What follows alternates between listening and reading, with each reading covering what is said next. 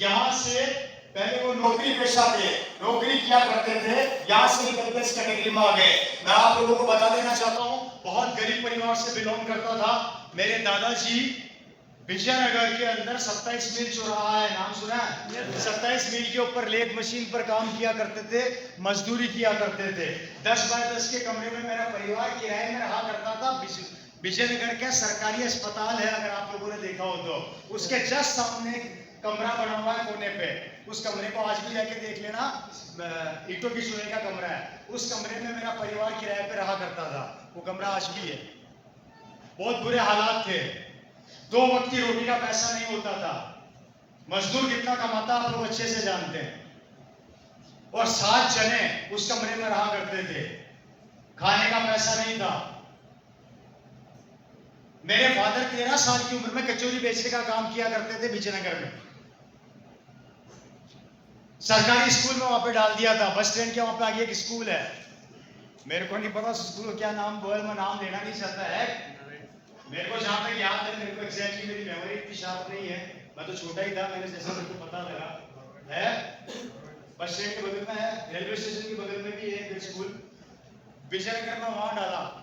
और मेरे पिताजी हाफ पैंट जानते हैं ना, उसमें सरकारी में खाकी पैंट और व्हाइट शर्ट चला करती थी, वो पहन के स्कूल जाया करते थे। स्कूल से आके घर में चूल्हा जलाने के लिए हमारे पास लकड़ी नहीं हुआ करती थी, तो मेरे पिताजी स्कूल से घर आते आते जो गाय सड़क पे गोबर कर देती वो इकट्ठा करके लाते थे। और दीवारें होती है मेरी दादी दीवारों पर कुछ चिपका देती थी और 2 दिन सुखाती थी, जिससे कि उसके वो कंडे या छल्ले, क्या बोलते हैं यहाँ पे, थापड़ी बन जाए, और उस थापड़ी से हमारे घर का चूल्हा जलता था। बहुत बुरे हालात थे, बहुत बुरे दिन देखे। जैसे तैसे पिताजी ने अपना स्कूल पूरा किया, स्कूल से निकल के वो अजमेर चले गए। अजमेर में डीएवी कॉलेज है, नाम सुना है डीएवी कॉलेज का? है। उस डीएवी कॉलेज में एडमिशन लिया, वहां पढ़ाई करी। उनके बचपन का दोस्त उनके साथ उसी माइक्रो कॉलेज में एडमिशन लिया था, दोनों साथ में रहते थे। फर्क इतना था, वो दोस्त किराए के कमरे में रहता था और मेरे पिताजी ढाबे पे रहते थे, क्योंकि मेरे पिताजी के पास पढ़ने के लिए पैसा नहीं था, इसलिए वो ढाबे के ऊपर कचौरी बेचा करते थे कॉलेज से आने के बाद, और उसी ढाबे पे सफाई करके वहीं सोते थे और सुबह वापस से कॉलेज जाया करते थे।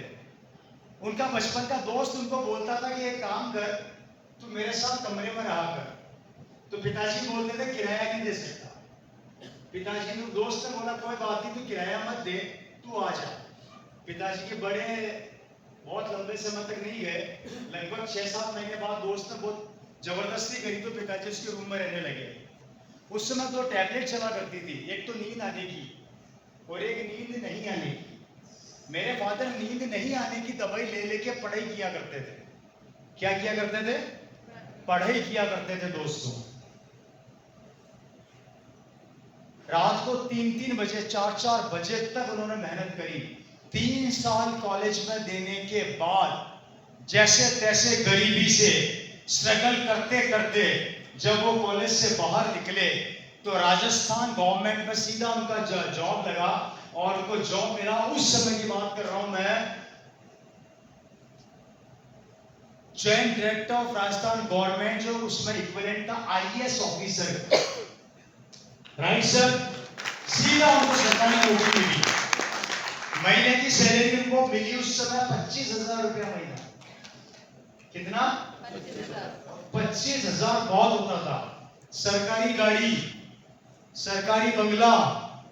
आपके भिलवाड़ा से लगभग 60 किलोमीटर या 30 किलोमीटर दूर एक जगह है गंगापुर, 50 किलोमीटर। गंगापुर के वहां पर एक मिल है, कोऑपरेटिव मिल, जो अब बंद हो गई है। वो मिल भी मेरे फादर के अंडर में आती थी, जहां पे रुई का धागा बना करता था, राइट। वो मिल भी मेरे फादर के अंडर में थी। पिताजी को सरकारी गाड़ी मिली, सरकारी बंगला मिला, सरकारी नौकर मिले, शानदार एसी कैबिन, उस समय एसी कैबिन, कंप्यूटर, सब कुछ, जिंदगी शानदार हो गई। मजदूर का बेटा ऑफिसर बन गया, 25,000 कमाने लगा। ड्राइवर दरवाजा खोलता था, पिताजी शान से बैठते थे, ऊपर लाल बत्ती घूमती थी। आहा, जिंदगी में मजे हो गए, लाइफ गजब की हो गई, एकदम जिंदगी बदल गई। अगर ऐसी जिंदगी आपको मिले तो कैसी लगेगी? बढ़िया बढ़िया बढ़िया बढ़िया। बढ़िया। रोटी नहीं गई, खाना तो मैंने नहीं खाया, आवाज आप लोगों की नहीं निकल रही है। हेलो, बढ़िया लगेगी ना? Yes. लगेगी Yes. 100%। Yes. सत्यानाश। बढ़िया क्यों लगेगी?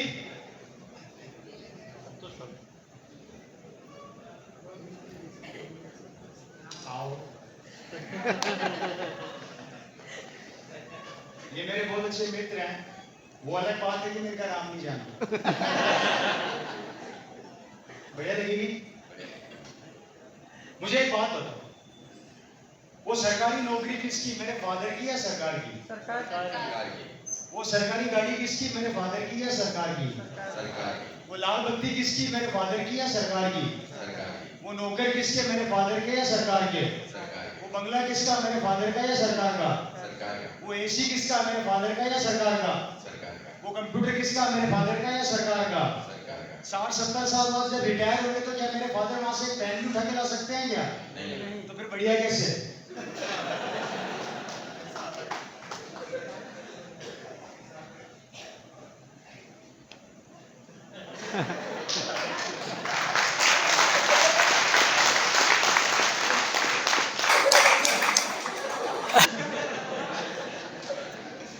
बढ़िया कैसे? पूरी जिंदगी आप और हम अपने बच्चों को सरकारी दामाद बनाने के लिए दौड़ते हैं। आप में से कई लोग सरकारी नौकरी के पीछे दौड़ते हैं, अपने बच्चों को भी यही सिखाते हैं कि सरकारी नौकरी कर ले।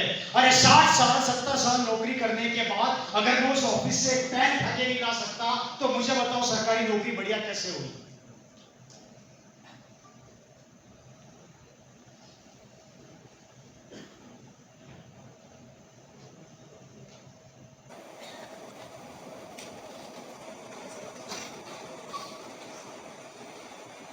हेलो, 60 साल बाद पिताजी रिटायर होंगे, पूरी जिंदगी मेहनत करने के बाद 25,000 सैलरी मिलती थी जो घर के खर्चों में चली जाती थी।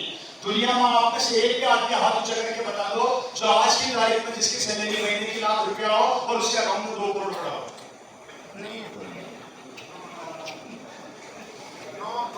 नहीं है ना?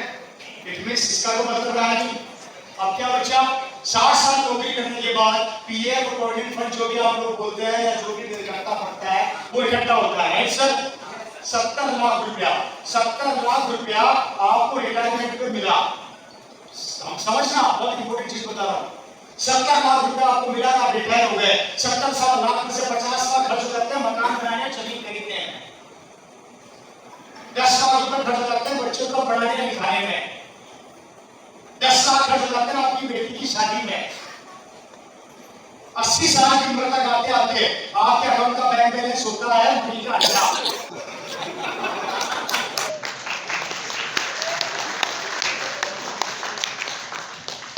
तो मुझे बताओ सरकारी नौकरी अच्छी कैसे है? और पूरी जिंदगी आपने जिसकी नौकरी करी सरकार की या प्राइवेट, आपको जो भी पैसा मिला आपने मकान बनाने, अपने बच्चे को पढ़ाने और अपनी जिंदगी के अंदर उसकी शादी करने में खर्च कर दिया। अब आपके बुढ़ापे के अंदर आपको क्या मिला मुझे ये बताओ, जिसके पीछे लगते दीवाने हो रहे हैं?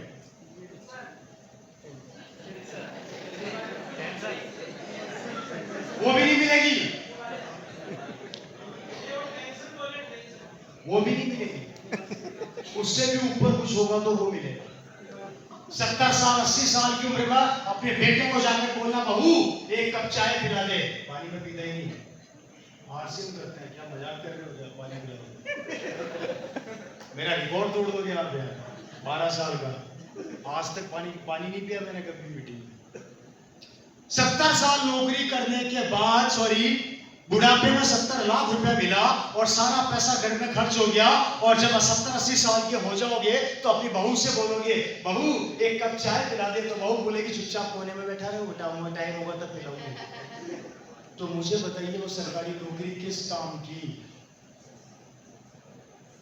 क्या बनाया आपने 70 साल नौकरी करने के बाद? और रिटायर होने के बाद तो मेरे भाई एक आदमी एक ही बात बोलता है, भूत पूर्व।